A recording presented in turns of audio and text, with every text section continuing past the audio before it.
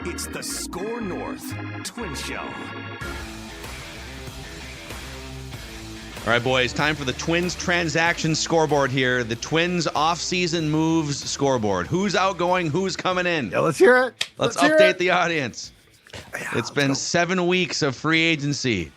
Fast, furious. Shohei Ohtani, $700 million over here. Yankees trading for Juan Soto over there. Royals picking up players. The Twins have lost Sonny Gray, Kenta Maeda, Emilio Pagan, Andrew Stevenson, and Tyler Mahle to new teams. Michael A. Taylor also remains a free agent, so he's gone. Donovan Solano gone. Yeah. And incoming, bringing in the Twins to replace those players. Here we go. Bring them on in. The list is nobody. Nobody so far. Nobody. We're gonna stand pat. Nobody yet. We're gonna stand pat. Twins, watch our roster not soar. So, yeah, we're still waiting. And now that we're, 4 days before Christmas here, this is usually the 2-week window where baseball front offices peace out. So get ready for a January flurry of transactions. Let's go. I did see here was the holiday party yesterday for the Twins. So I don't know, Valvey, Levine, you put the phones down for that one? Are you still wheeling and dealing? Do you have to run to your league office in the event that a trade comes in? What happens at the holiday Cocktails party? flow at those things? Exactly. What'd you hear about that, Dex? Probably a cash bar for this one, just with all the financial issues, the lack of a TV deal. Yeah, there's no not drink doing comps open this bar. year for the Twins holiday party. I don't think, unfortunately. It'd be tough. So, speaking of celebrations, though, Byron Buxton just turned 30 years old earlier this week on Monday, I believe. What day is today? Thursday? So he turned 30 years old on Monday, December 18th. The Twins' former second overall pick in 2012. Time flies, man. I mean, it wasn't all that long ago where he's 21, 22. He's had some injury issues, but man, he's still young. He's 24. How does it land with you guys that Byron Buxton is now 30 years old?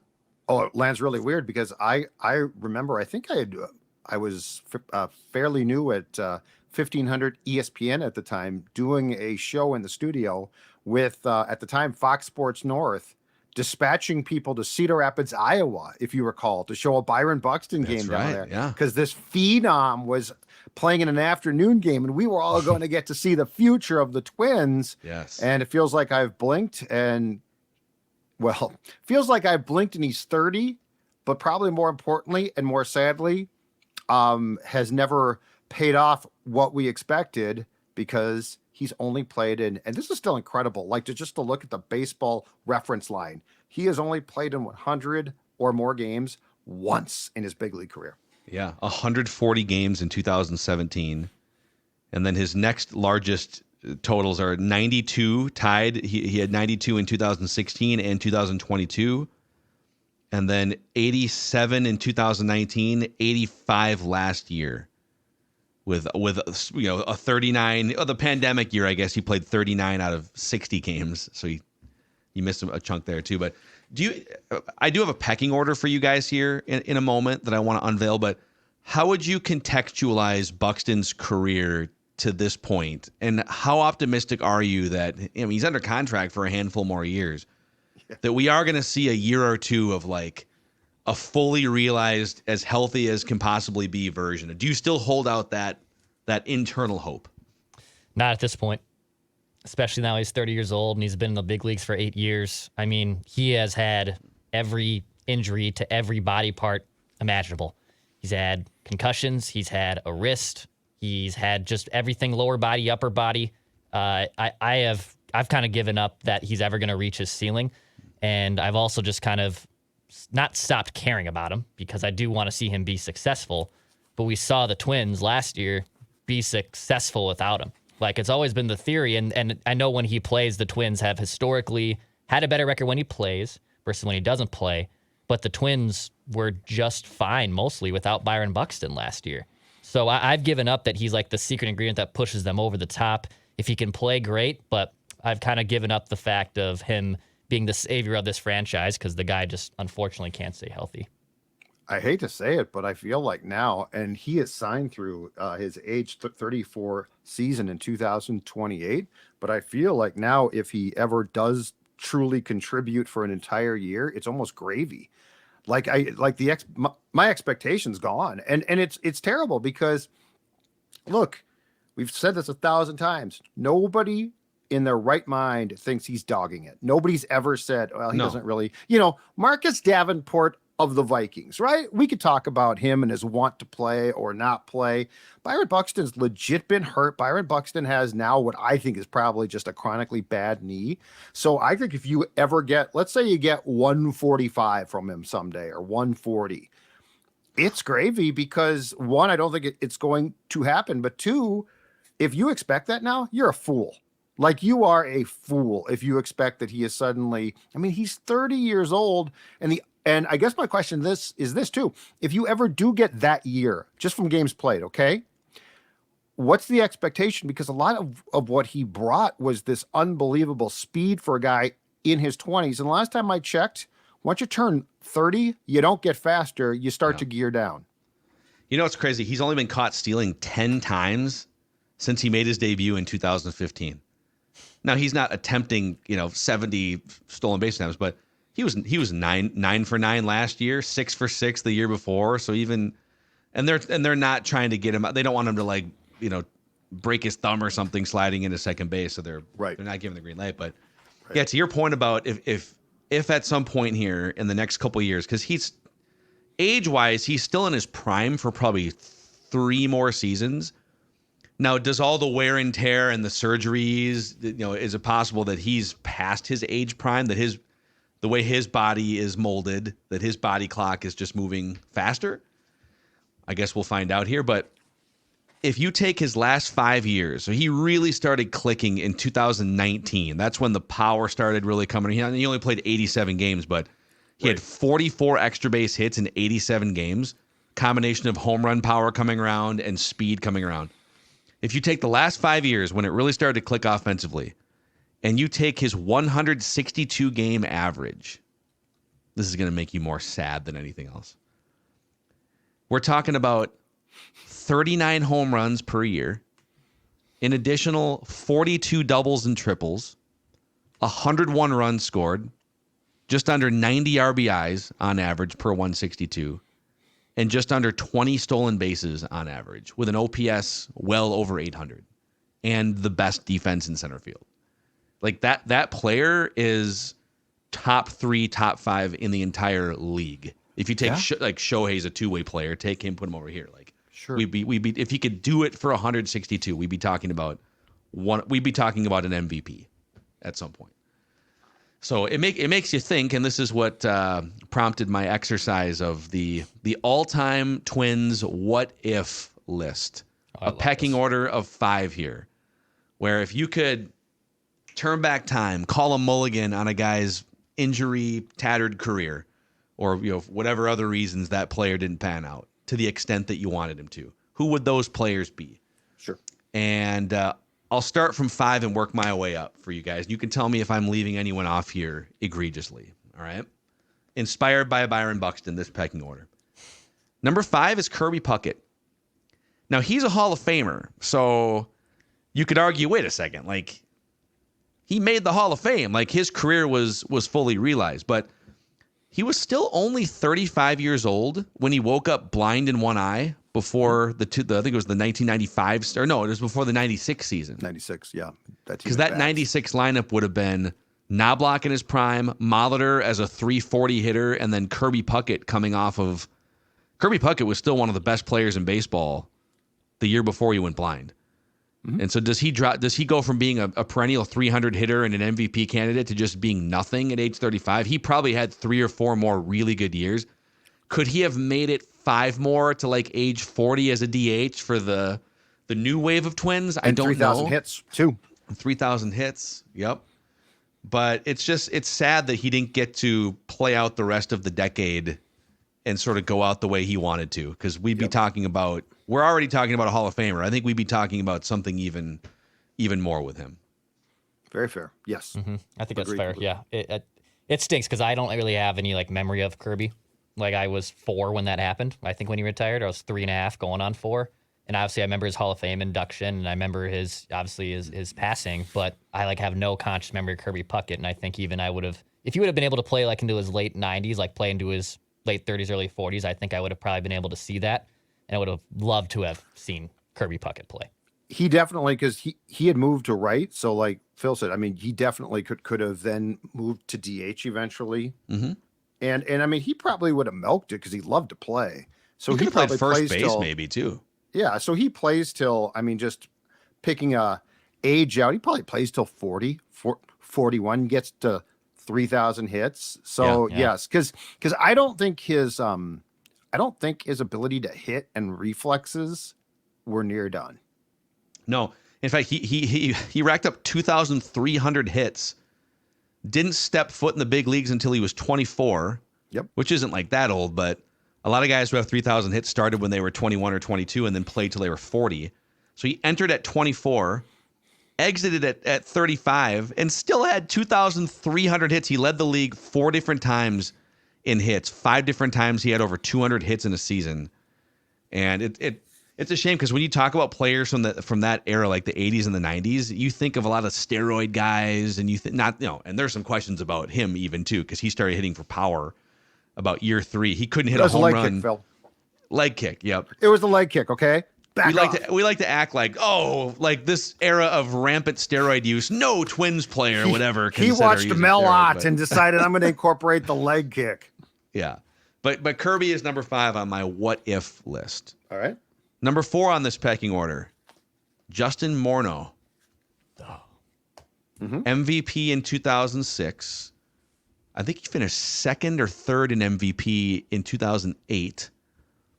He was the best hitter in baseball the first half of the 2010 season. Mm-hmm. If you haven't, just for fun, listeners, viewers, go look up his 2010 first 3 months, the first 3 months in Target Field. It was Justin Morneau 1, Albert Pujols number 2 in terms of best hitters in baseball. He was batting 365 with an OPS well over 1,000. He was on pace for 35 or 40 home runs, way over 100 RBIs, playing great Gold Glove caliber defensive first base. And then he takes a knee to the helmet on that slide in Toronto. He did play another 6 years after he missed the rest of the season with concussions, played another 6 years, even won a batting title in Colorado in the altitude. But he was never really the same player. He was professional enough and he could hit enough, but he never hit 20 home runs again. He just was kind of a shell of himself in some ways. And I'll never forget covering him in 2011 spring training. The talk for him was literally day by day, can I emerge from my dark bedroom, see the sunlight, and not get a headache today? Oh, and by the way, I'm going to be playing in a grapefruit league game too, and try to put a glove on my hand and see. It was a really dark period for him. That became the or had been the Koski thing too. These guys literally had to go into dark rooms and stay there, and then try and play baseball, and it impacted both of them. I think Morneau, without the concussions, is on the Hall of Fame ballot. Boy, I don't know if he's a Hall of Famer, but I think he's on the ballot. Because he was that's the crazy thing. We didn't get to see his 2010 season play out. He was already great, but then he was 29 years old. And sometimes hitters just get to a new level when they're 27, 28, 29. Yep. And he was about to hit this crazy level, probably win another MVP. So that's 2 MVPs. And then does he continue playing at that level? He was 29 years old. Does he do it for 3 more years? So does he get, I don't know, does he get to 400 homers? Does he? He had a 900 OPS from 06 to 10. If you repeat a 900 OPS into 2015 to that stretch, you're on the Hall of Fame ballot. Yep. 100%. There's no debate there. Yep. So it's another one. Okay, number 3, Miguel Sano. They literally made a featured documentary about his stardom as a teenager in the Dominican Republic. Look at this guy. This is going to be the next, Miguel Cabrera, the next great player. And he showed major flashes, but it's a different story. It wasn't like he got kneed in the head like Justin Morneau or woke up blind one day like Kirby Puckett. He just came every single year. He came to spring training or at some point was like 25 or 30 pounds heavier, couldn't stay healthy from that standpoint too. And he was out of pro baseball entirely by the age of 29. And I looked this up. So he is back in professional baseball this winter in the Dominican Professional Winter League. He's batting .207 with virtually no power in the Dominican Winter League at age 30 or whatever. I think he's 30 right now. He's the first one on your list who, definitely sabotaged himself. There's no way around it. And my God, nobody had more defenders. It's hilarious that a guy who you're going to talk about had a lot of people who bashed him for the sake of bashing him. And Sano was like, oh no, you don't understand with the power and you guys don't understand. And Miguel Sano at the end of the day has no one to blame but Miguel Sano, which is really, really too bad because he and Buxton came up as this, oh my God, these two guys are going to lead this franchise. Yeah. And in their own way, both of them have been completely unable to do so. Yep. Yep. So Miguel Sano. Number 2, Francisco Liriano. Yeah. In 2006, Johan Santana won the Cy Young Award for the second time in his career. It should have been his third straight, but I think it was Lavelle. But didn't Lavelle put someone else on his ballot in 2000? Or no. That was Pedro. Pedro. That was the Pedro thing. I know what it was. It was Bartolo Colon won 20 games in 2005. Oh, well, of course. So he had more wins, but Johan had all the better, ERA, strikeouts, all that stuff. Right. So he should have been his third, but so that's great. So Johan, second Cy Young Award, probably should have been 3 in a row. And he wasn't even the best starting pitcher on his team in 2006 because Liriano was I haven't met anyone in 20 years that would argue this. Liriano was the better starting pitcher on that 2006 Twins team. Lights out. And he tears his UCL, undergoes surgery. He wound up pitching until he was 35 years old, pitched a few more years with the Twins. So he had a long career, and it was a good career, made a lot of money. But he was never anywhere near the same pitcher he was pre-surgery.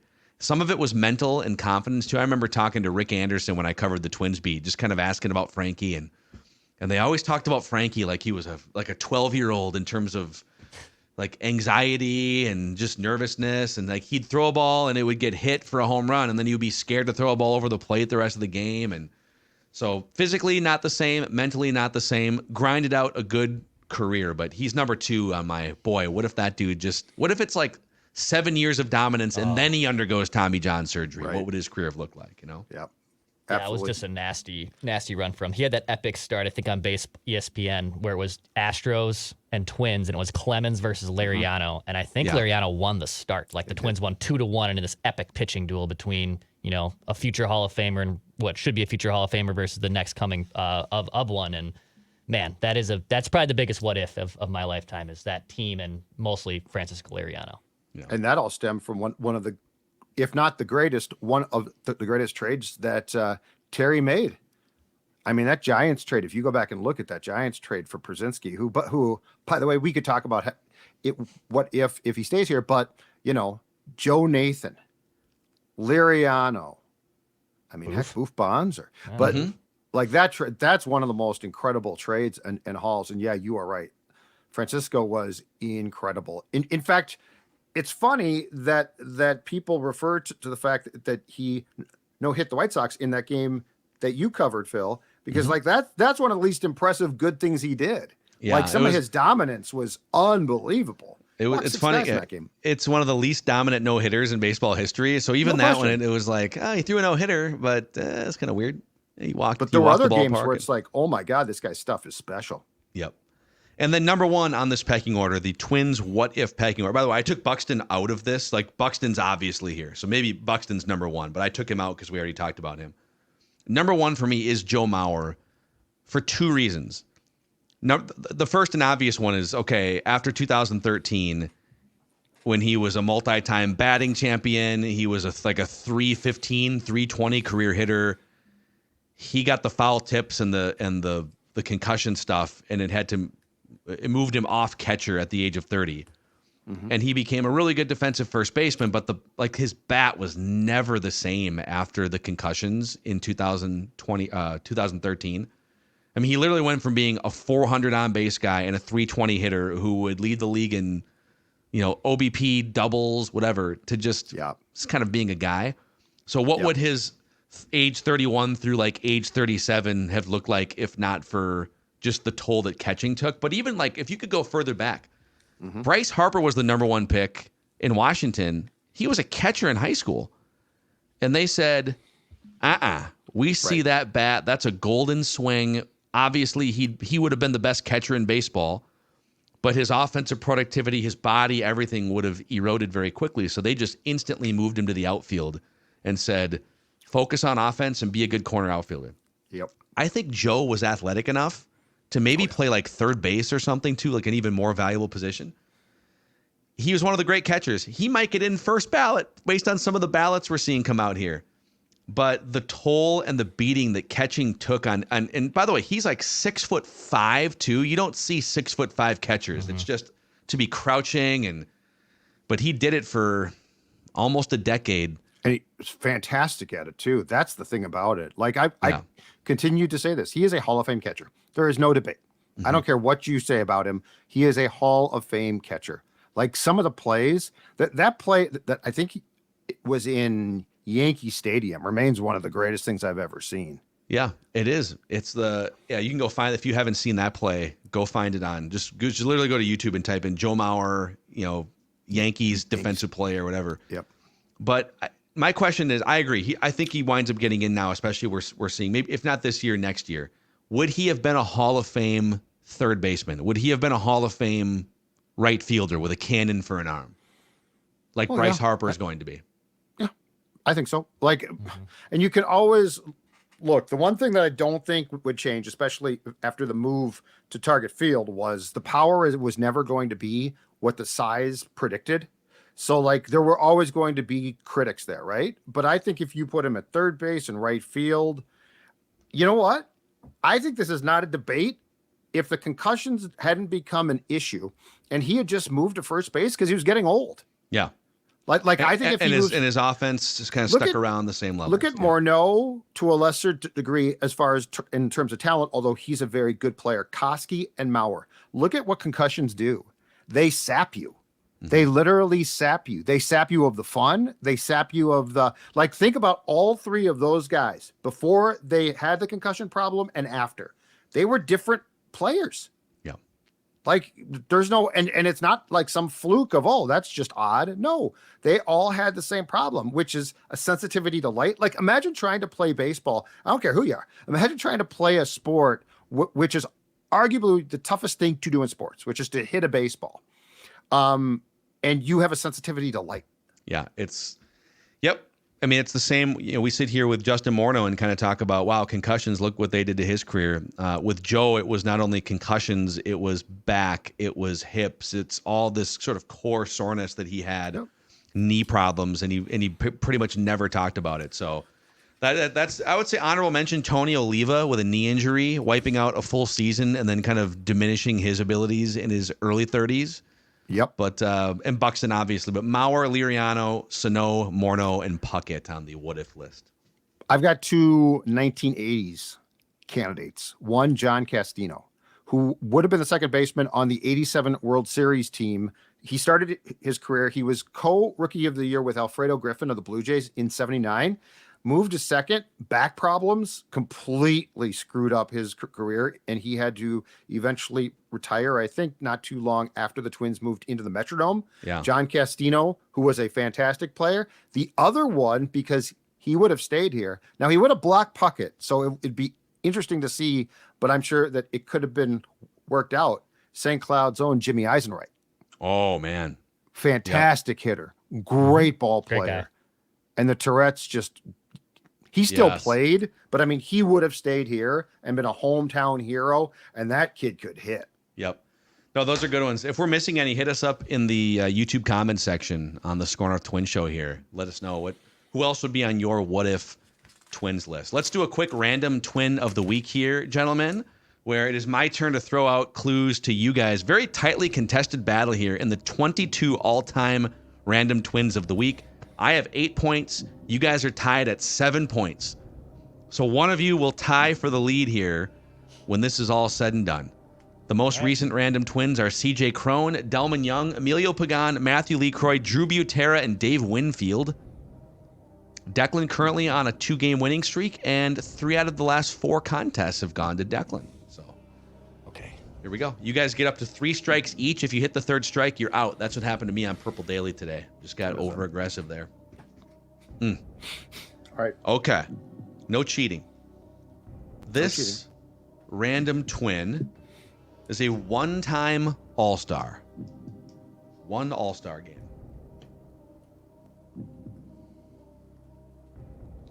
This random twin spent his entire career in the American League.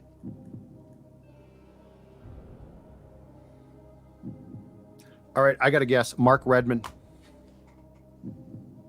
Mark Redman. Marlins. He did go to the one-time National- All-Star. Phil loves that one. Mm-hmm. I was very suspicious because you love the representing the Kansas City Royals pitcher, Mark Redman. This random twin has been spotted several times hanging out with Patrick Mahomes.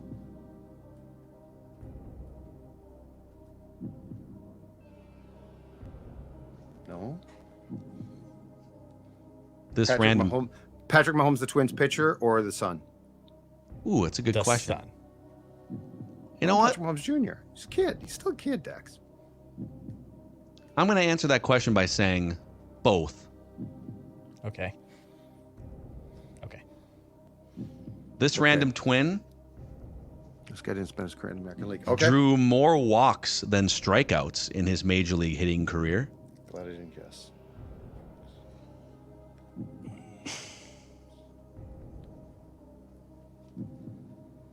This random twin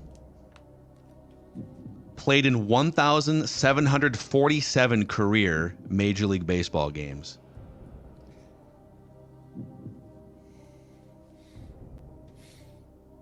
It's getting serious now. No, the guy wasn't one-time All-Star. One-time All-Star.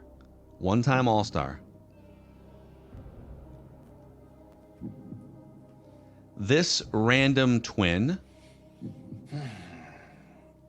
was a 17th round draft pick who wound up, in addition to playing 1,700 career Major League games, once finished 2nd in MVP voting.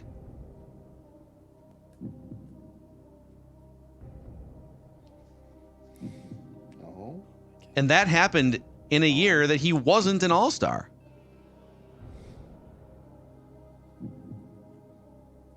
No. Okay. All right. I'm trying to think of guys who played their entire career in the American League. Because everyone I'm thinking of Ryan's Rejects. That's where I'm at right now. Ryan's Rejects. Ryan's spun Rejects. off. Guys he spun off, but This random twin had 37 career stolen bases and 165 career ground into double plays. Oh my God. no, he played for Cincinnati. This random twin was an integral part of the Major League Baseball Players Association's push to get rid of stirrups. Quote from this random twin: "I'm thankful for future generations of players that they will not have to rummage through their lockers 20 minutes before first pitch to find those stirrups. I love stirrups. Screw If this that's guy. my I lone wear stirrups. contribution to the Screw game, I him. have done enough." All right, I don't like this guy now. I love stirrups. And he hangs out with the Mahomeses. Because LaTroy is, and this is not a guess, but LaTroy, who obviously played National League, is Patrick Mahomes, the quarterback's godfather. Oh my God. This random twin made $20 million in his Major League Baseball career.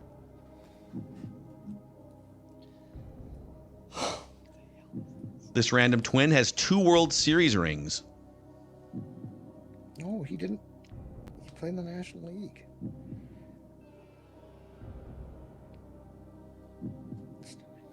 This random twin wore 2 different numbers in his career. I gave you that. No, 2 different numbers. Actually, 2 different numbers with the Twins. I can go that far, too. Hold on a second. I'm going to take, I'm going to take a guess. Go ahead. Chili Davis? Chili Davis. I love that guess. That's a great guess. It's a fantastic guess. But Hold on a this second, this random twin was teammates with Chili Davis. Yeah, it's that era. This You're random getting rid of twin stir up. Yeah, go ahead. served as an unofficial consultant for the movie Little Big League. Oh, we did this. This was part of our review. Oh.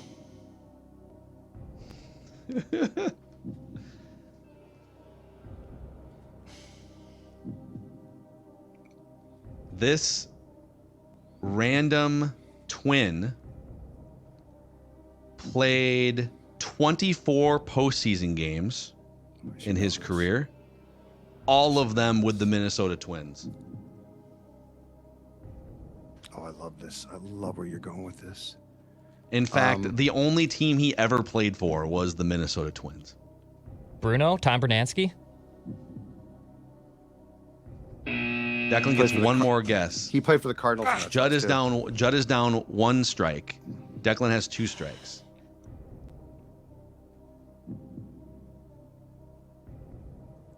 This random twin. No. Yeah.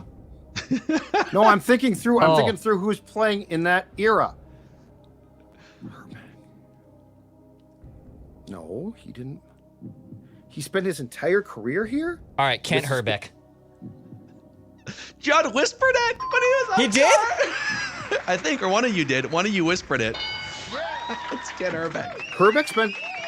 Is he with the Mahomeses? He was teammates with Patrick Mahomes. But you You were said the one who. You were the one who. His name is Patrick Mahomes Sr. I said the clue was spent a lot of time hanging out with Patrick Mahomes. Okay. He was teammates. All right. Yeah. With I was Patrick thinking, Mahomes. Yeah, no, I screwed up. I should have gotten that. That's an Tell me where I told a lie. Where did I tell a lie? No, I'm mad at myself. It's an inexcusable beat. It's an inexcusable beat because I was going to say Herbeck, and then I'm like, but that doesn't make any sense. But yep. Oh, there it is. I should've just guessed Declan it. tied for the lead. What a hot streak for the Dexter Son of here. a Let's go. That was inexcusable. All right, we got to go. I know you guys have to record some Purple Access with our guy yeah. Tyler Fornes. So we got tons of content today and tomorrow across the Score North family of podcasts. This has been another episode of the Score North Twin Show.